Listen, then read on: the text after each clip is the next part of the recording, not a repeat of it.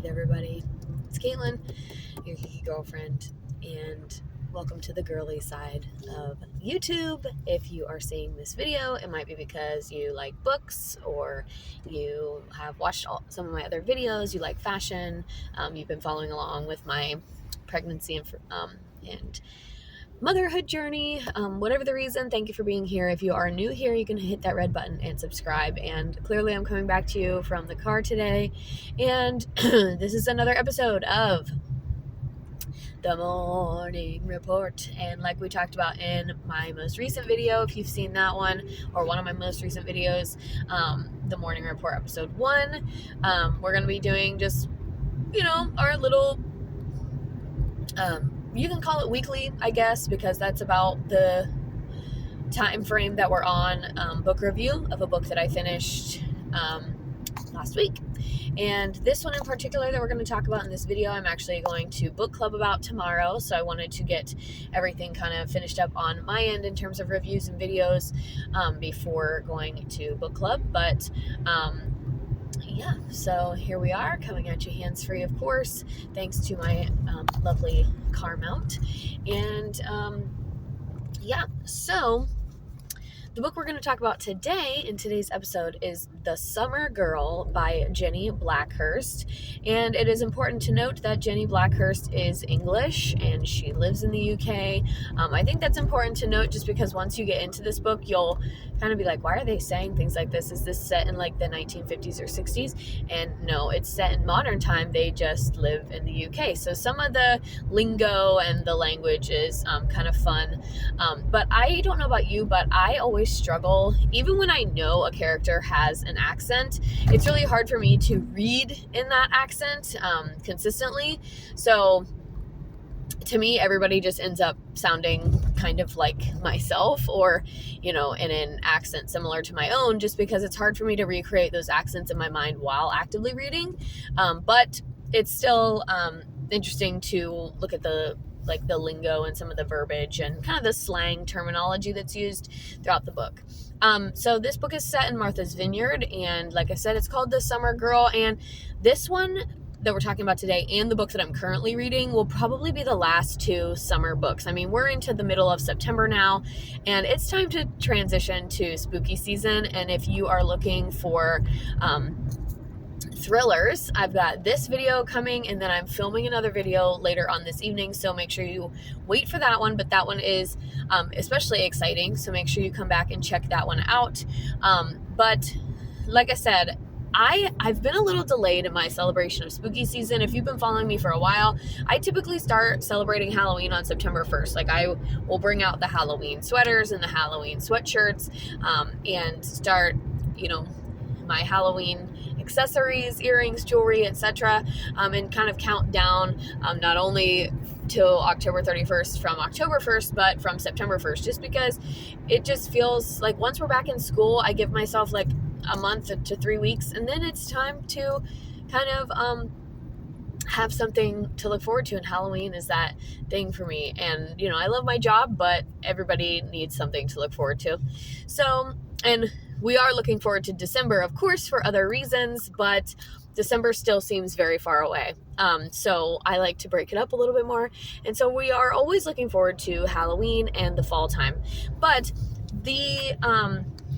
this book is called The Summer Girl and takes place in the heat of the summer. Now, here in Ohio, which is where I'm filming this video from, we have had like a second summer heat wave.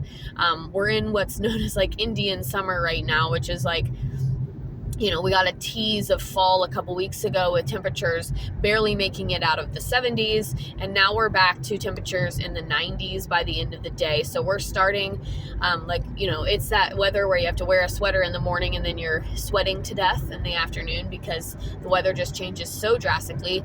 And here in Ohio, we're in the need of some rain, which doesn't help our hot fronts and warm fronts and all the things. I'm not a meteorologist, but that's just what I've been picking up from the news, because I've been watching a lot of live TV lately also. Go game shows.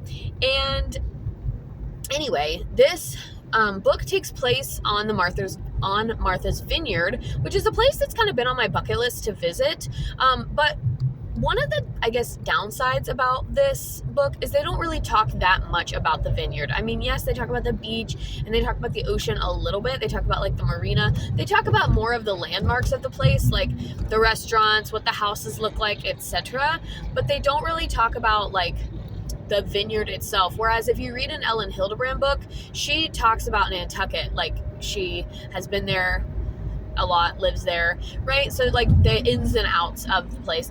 And she, Jenny Blackhurst does talk about the fact that Martha's Vineyard is quaint and that, they have some really nice houses and the beach and all that, but it's not as, I didn't get the immersive vibe that I get from like an Ellen Hildebrand book. Which Ellen Hildebrand, if you're interested, there are some reviews here of her things as well. But anyway, so this book is actually a thriller, and it really starts off pretty quick in terms of setting up the story, setting up the plot, and setting up the thriller events. And actually, if I'm being honest, the reason why I did not give this book 5 stars was because the action in the book kind of plateaued for me. I felt like it started off really strong, and it was like really, really fast paced in the beginning, setting up the scene, the characters, building Claire's suspense. Claire is our main character in this book, building her suspicion of the vineyard, and then it kind of for me it kind of dulls out a little bit. Like Claire starts to question herself and if she's going crazy, but also she kind of her suspense dulls a little bit after she gets to the vineyard and she is like, oh my gosh, I can see why Holly loved it so much, etc., etc., etc. So for me, the action and the pace kind of dulled out a little bit. It sort of plateaued until we were up and then we kind of plateaued and then we kind of went up again. So I still overall, I would consider the book a medium paced book because it did start off really strong. I read like the first half really, really quickly and then kind of struggled through the second half until, like I said, the very, very end. And I don't know if it was just because as more theories kind of came about and as more characters started to become suspicious, I was like, okay, we have all of these possibilities and we're not really getting closer to a solution, or if it was genuinely the pace of the book. And sometimes I had some issues with like the timing of the book because the book was set in present day, but there were chapters that were a flashback to like 3 weeks before the events of the book and told in an alternate perspective, which is fine.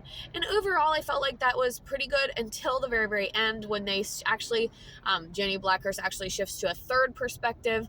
And it was just kind of, I think the biggest thing I felt was disappointment. Like I had all these theories, and when I read a thriller book, I like to consider myself pretty up to speed. I like to consider myself pretty deductive, and with decent critical thinking skills. And whenever I'm wrong about the ending of a thriller, I just kind of get disappointed. Maybe not so much myself, or maybe a little bit in myself more than the writing of the book. But I sorry, early and I'm tired today. We did a lot of work last night in my storage unit and it's just but yeah, I get a little disappointed in myself, but also sometimes depending on how the ending, like what the ending is, I do get a little disappointed in the author as well. Like, really, of all the possibilities, that's the one that you chose. And that's a good summary of how I feel about this book. And the last several thrillers that I've read have kind of had that effect, right? Like I don't think I've read a thriller this year, I did read a couple Frida McFadden's at the beginning of the year, and I genuinely don't think there has been a thriller this year. Like I read The Boyfriend and I read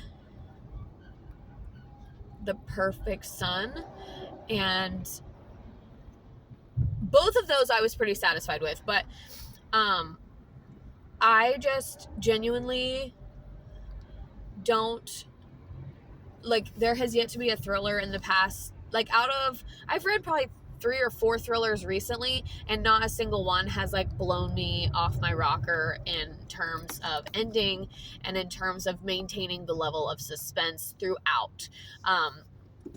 So with that being said, I did rate this book 4 stars on Goodreads, which is still good. Like, it's not that I think this is a bad book. It's just the ending for me.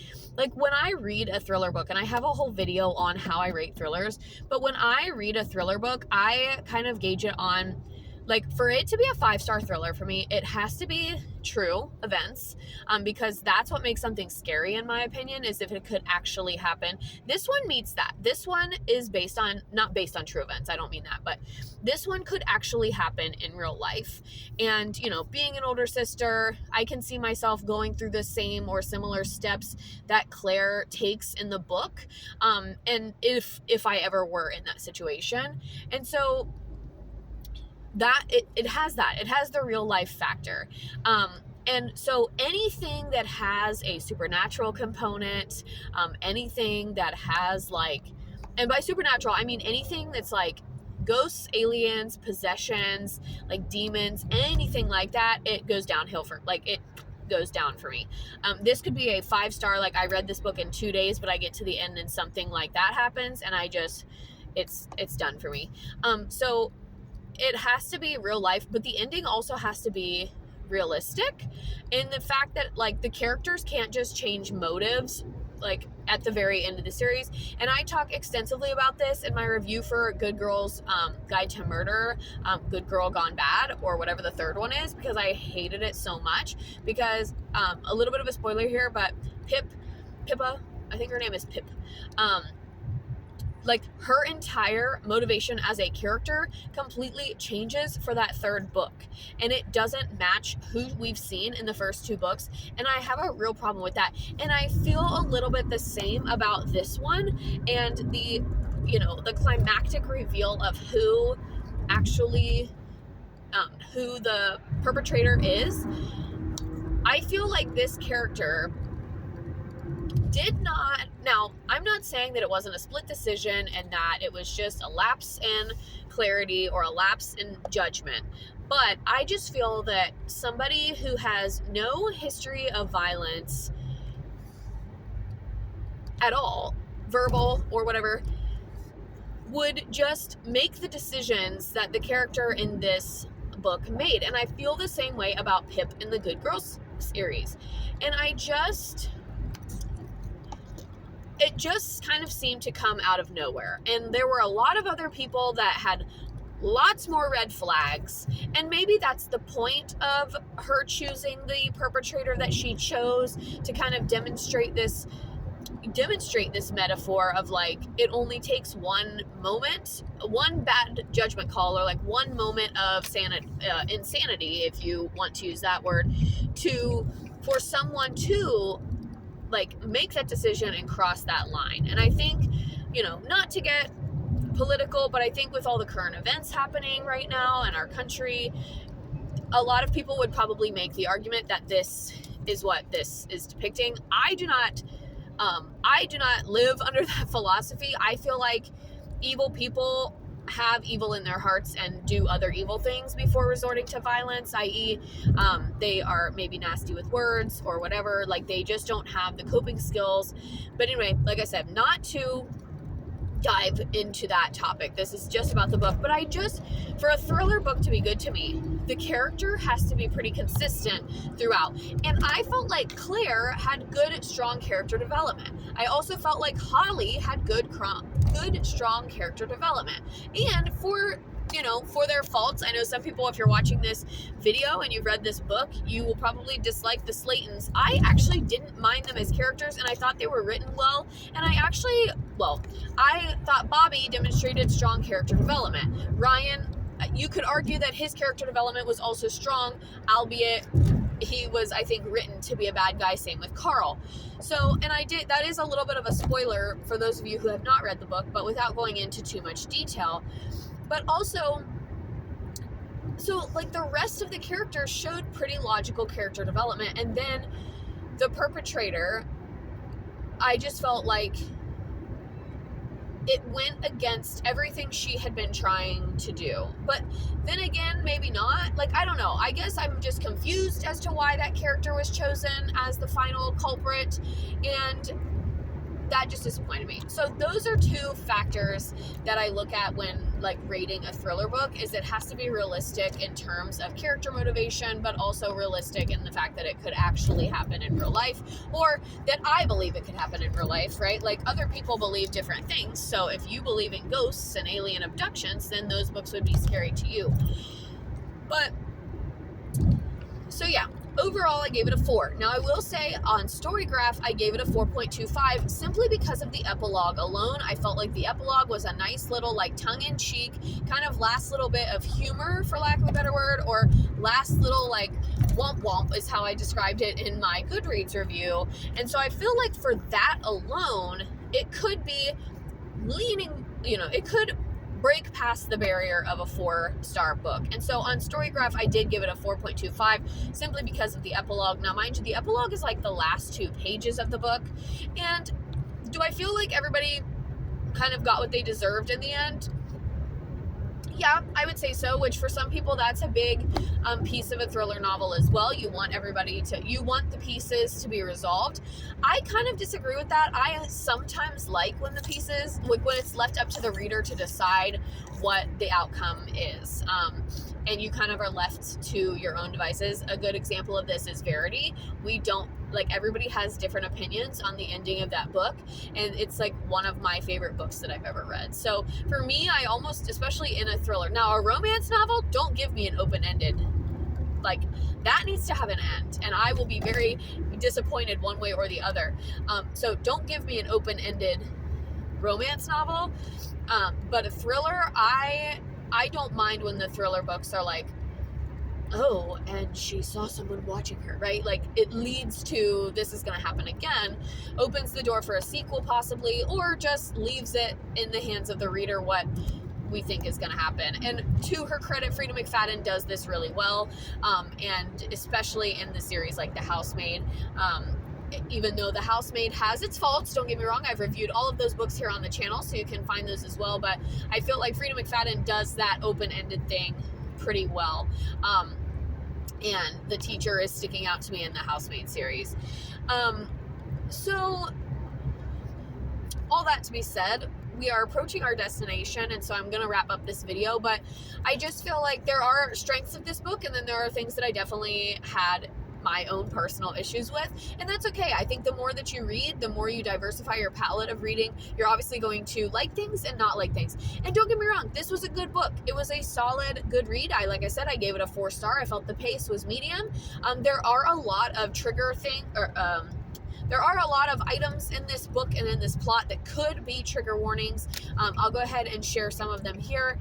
Sexual content is one. Obviously, it's a thriller, so you can assume or presume that there is death mentioned of some kind.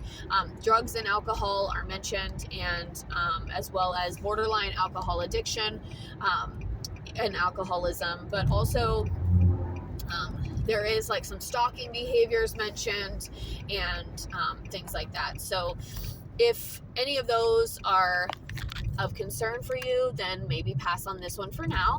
And I would also be interested to hear what people say about the audiobook, because I think hearing Claire read in a British accent, or hearing a narrator in a British accent, might have added to the story a little bit, and hearing kind of those New England accents as well might have added to the events of the story. But again, since I read it physical copy, I don't get those accents when I read, just because I'm unable to do a lot of accents. And the other thing is, it's hard for me when I'm reading, even if it starts out, like if I start out reading as a character in one accent, by halfway through the book I've kind of given up trying, because that takes a lot more mental effort, right?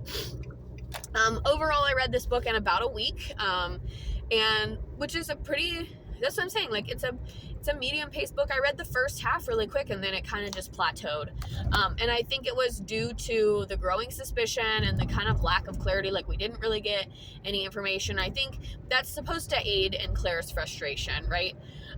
But yeah, so is it a bad book? No. Would I recommend it to others? Yeah. And would I read something else that she's written? Absolutely. I would definitely give one of her other books a try. I just was disappointed in the ending of this one, and that's pretty, like, that's like to be expected of me when I read thrillers, because it's very rare for me to have a thriller that I'm like off the chain. Like Verity was one. The Teacher by Frida McFadden was another, where it was just like I just could not, I couldn't stop, and I just loved every second of it. And so that's part of reading, right? We read some, we like them, we love them, and some we don't like so much. And this one was fine. Like, it wasn't like I hated the book. I finished it, no problem. I never at once thought about putting it down. But yeah, so do with this what you will. But thank you all for hanging out with me on our morning report this morning, and stay tuned, because we are getting into that season of spooky time, and therefore it's the perfect time to read thriller books if you are a thriller reader, and or like witchy romances, etc. And I am going to be filming and uploading a video of a young adult thriller book that might be of interest to some of you. And also it is a brand new release, so I'm excited to talk about that. And like I said, if you're new here, go ahead and hit that red button and subscribe. I've been dropping videos, at least 1 to 2 videos a week, so make sure that you check out everything that I've posted recently. We've got a lot more cooking stuff, and lots of book reviews and things. So thank you all for hanging out with me this morning, and I will see you guys in the next video.